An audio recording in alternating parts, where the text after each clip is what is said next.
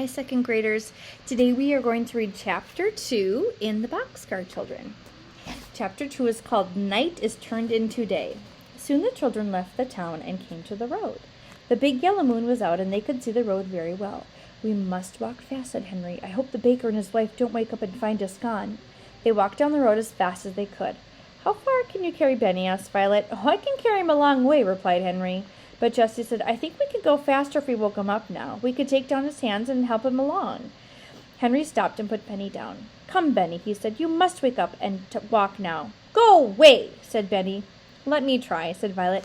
"Now, Benny, you can play that you are a little brown bear and you are running away to find a nice warm bed.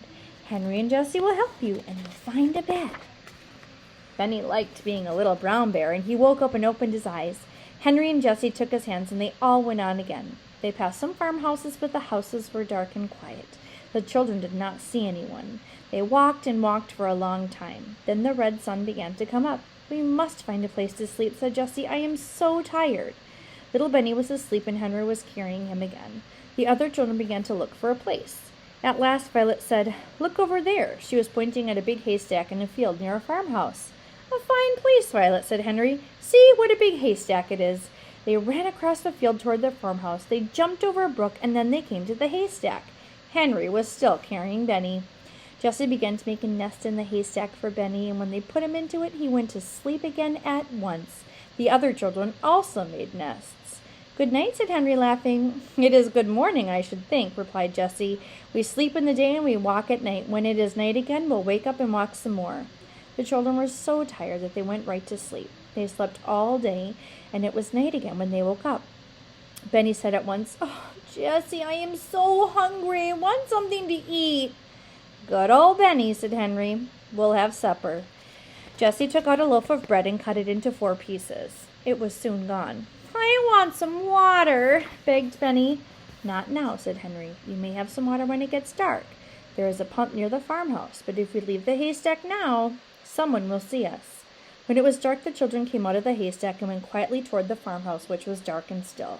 Nearby was a pump, and Henry pumped water as quietly as he could. He did not even wake up the hens and chickens. "I want a cup," said Benny. "No, Benny," whispered Henry. "You will have to put your mouth right in the water, and you can play you are a horse." This pleased Benny. Henry pumped, and at last Benny had all the water he wanted. The water was cold and sweet, and the children drank. And then they ran across the field toward the road. "If we hear anyone," said Jessie, "we must hide behind the bushes." Just as she said this, the children heard a horse and cart coming up the road. "Keep very still, Benny," whispered Henry. "Don't say a word." The children got behind the bushes as fast as they could, for they did not have much time to hide. The horse came nearer and nearer and began to walk up the hill toward them. Then the children could hear the man talking. It was the baker. "I wonder where those children went," he said. "I don't think they could walk as far as Silver City. If we don't find them in Greenfield, we'll go home." "Yes," answered his wife. "I do not want to find them anyways. I don't like children, but we could try a little longer. We will look for them in Greenfield, and that is all." The children watched until the horse and cart had gone down the road, and then they came out from behind the bushes and looked at each other. "My, I'm glad those people did not see us," said Henry. "You were a good boy, Benny, to keep still. We will not go to Greenfield." "I wonder how far away it is to Silver City," said Jessie.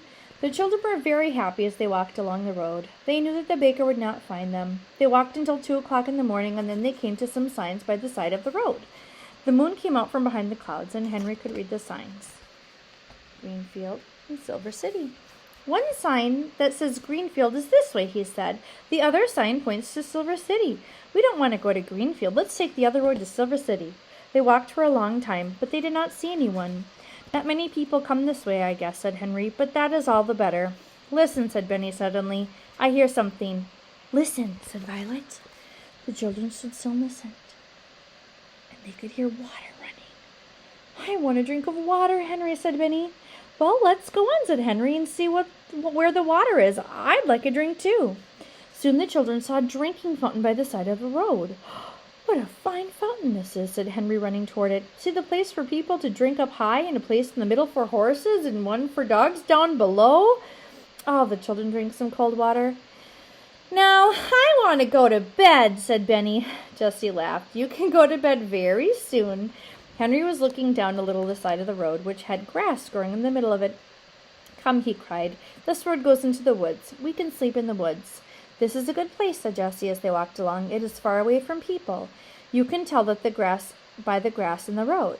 And it will be near the drinking fountain, said Violet. That's right, said Henry. You think of everything, Violet. It is almost morning, remarked Jessie. And how hot it is. I'm glad it's hot, said Henry, for we must sleep on the ground. Let's find some pine needles for beds. The children went into the woods and soon made 4 beds of pine needles. I hope it's not going to rain, said Jessie as she lay down. Then she looked up at the sky. It looks like rain, for the moon has gone behind the clouds.